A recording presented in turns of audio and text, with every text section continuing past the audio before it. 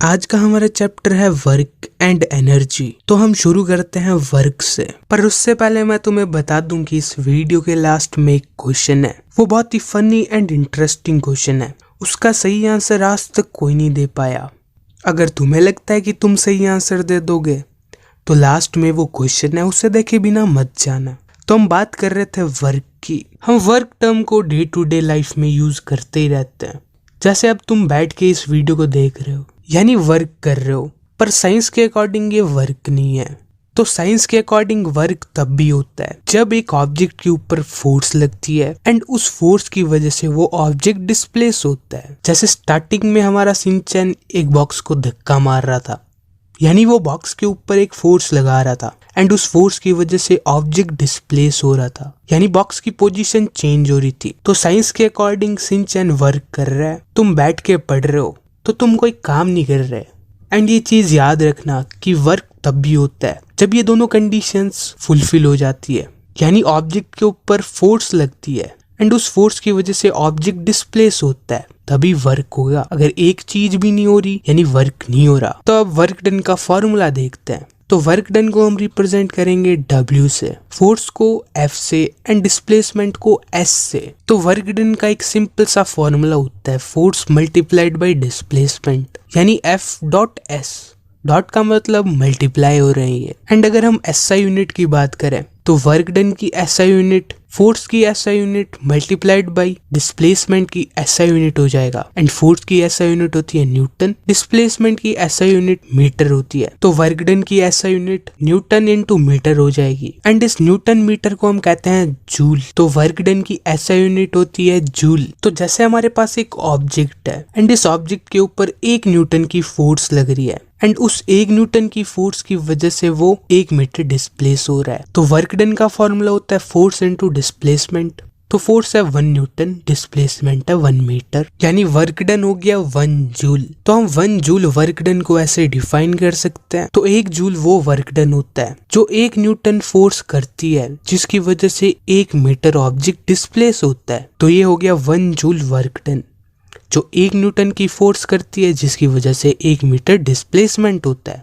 तो अब देखते हैं टाइप्स ऑफ वर्क डन। तो वर्क डन के 3 टाइप्स होते हैं। एक होता है पॉजिटिव वर्क डन, जब फोर्स एंड डिस्प्लेसमेंट की डायरेक्शन सेम होती है। जैसे ये ऑब्जेक्ट पड़ा है, इसके ऊपर इस डायरेक्शन के अंदर फोर्स लग रही है एंड ये इसी डायरेक्शन के अंदर डिस्प्लेस हो रहा है, तो यहाँ पर पॉजिटिव वर्क डन हो रहा है। एंड एक होता है नेगेटिव वर्क डन, इसके अंदर जो फोर्स की डायरेक्शन होती है एंड डिस्प्लेसमेंट की डायरेक्शन होती है वो दोनों अपोजिट होती है। जैसे हम एक एग्जांपल लेते हैं बॉल का। तुमने बॉल को ऊपर फेंका, यानी ऊपर की तरफ फोर्स लगाई एंड वो बॉल ऊपर डिस्प्लेस होगी, यानी जो वर्क डन तुमने करा वो पॉजिटिव है। पर जो ग्रेविटी है वो हर एक ऑब्जेक्ट को अपनी तरफ अट्रैक्ट करती है एंड जो ग्रेविटी है वो इस ऑब्जेक्ट को नीचे की तरफ खींच रही है, यानी यहाँ पर फोर्स की डायरेक्शन तो इस तरफ है पर डिस्प्लेसमेंट ऊपर हो रहा है। तो जो वर्क डन ग्रेविटी ने करा वो नेगेटिव है।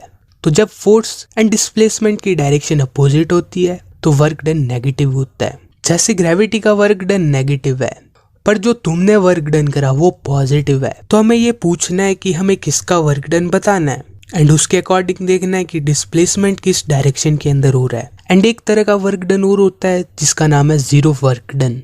जीरो वर्क डन यानी वर्क डन तो तुमने करा ही नहीं। तो जैसे एक ऑब्जेक्ट पड़ा है एंड इसके ऊपर एक फोर्स लग रही है, यहाँ पर फोर्स तो लग रही है पर डिस्प्लेसमेंट ही नहीं हो रहा, तो यहाँ पर वर्क डन नहीं होगा। जैसे मैंने तुम्हें पहले भी बताया था कि फोर्स लगनी चाहिए एंड डिस्प्लेसमेंट भी होना चाहिए तभी वर्क डन होता है। तो इस केस के अंदर डिस्प्लेसमेंट 0 है, तो वर्क डन का फॉर्मूला होता है फोर्स इनटू डिस्प्लेसमेंट। तो यहाँ पर डिस्प्लेसमेंट यानी S 0 आ गया। तो जब ये 0 फोर्स के साथ मल्टीप्लाई होगा तो वर्क डन भी 0 आ जाएगा। एंड 0 वर्क डन तब भी होता है जब फोर्स की डायरेक्शन एंड डिस्प्लेसमेंट की डायरेक्शन दोनों परपेंडिकुलर हो। जैसे एक आदमी ने एक ऑब्जेक्ट को अपने ऊपर रख रखा है एंड वो चल रहा है, तब वो आदमी उस ऑब्जेक्ट के ऊपर अपवर्ड फोर्स लगा रहा है एंड वो आगे की तरफ मूव हो रहा है, यानी डिस्प्लेसमेंट की ये डायरेक्शन है। तो फोर्स एंड डिस्प्लेसमेंट परपेंडिकुलर है, तो हम यहाँ पर कहेंगे कि ये आदमी कोई भी वर्क डन नहीं कर रहा। यार ये कितना काम कर रहा है पर भी साइंस के अकॉर्डिंग ये काम नहीं कर रहा। अब हम कुछ क्वेश्चंस ट्राई करते हैं। तो इस क्वेश्चन के अंदर दिया हुआ है कि एक 7 न्यूटन की फोर्स एक ऑब्जेक्ट के ऊपर लग रही है एंड उस फोर्स की वजह से ऑब्जेक्ट 8 मीटर डिस्प्लेस हो रहा है एंड हमें बताना है वर्क डन। तो वर्क डन का एक फॉर्मूला होता है फोर्स इनटू डिस्प्लेसमेंट। क्वेश्चन के अंदर फोर्स 7 न्यूटन दी हुई है एंड डिस्प्लेसमेंट 8 मीटर दिया हुआ है, तो वर्क डन आ जाएगा 7 इंटू 8 जो कि होता है 56 एंड इसकी यूनिट होती है जूल। तो वर्क डन हो गया 56 जूल। एंड अब एक और क्वेश्चन ट्राई करते हैं। तो इस क्वेश्चन के अंदर दिया हुआ है कि एक पॉर्टर यानी कुल्ली जो हमारा सामान उठाता है, वो पॉर्टर 15 केजी के ऑब्जेक्ट को उठाता है एंड अपने सर पे रखता है।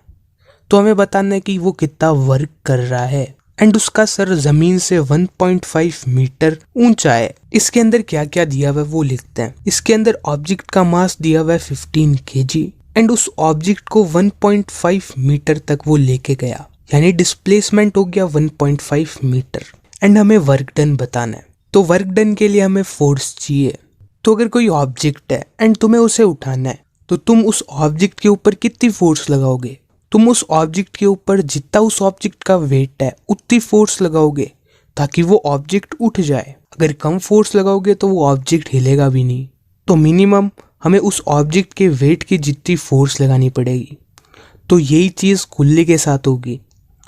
कुल्ली को जितना इस ऑब्जेक्ट का वेट है उतनी फोर्स से इस ऑब्जेक्ट को पुल करना पड़ेगा, तभी ये ऑब्जेक्ट उठेगा।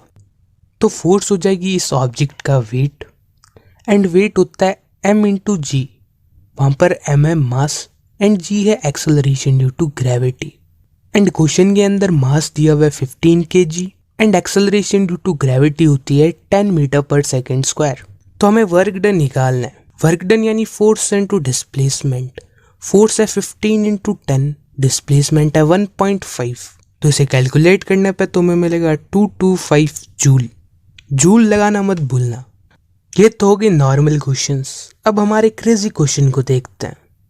ये बहुत ही इंटरेस्टिंग एंड फनी क्वेश्चन है। तो ये दोनों बहुत ही अच्छे दोस्त हैं एंड इस पहले वाले दोस्त ने एक बैग उठा लिया। तो अब आगे होगा क्या? ए ऑप्शन, ये इस बैग को दूसरे वाले के सर पर मार देगा। बी ऑप्शन, ये बैग ऊपर उड़ जाएगा। या फिर सी ऑप्शन, ये दूसरा फ्रेंड अपना सर खुजाएगा। तो अब आगे होगा क्या?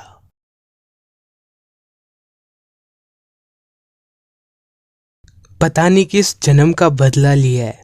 एंड कमेंट्स में ये बताना मत भूलना कि क्या तुम्हारा फ्रेंड भी तुम्हारे साथ ऐसा ही करता है। तो हम मिलते हैं अगली वीडियो के अंदर।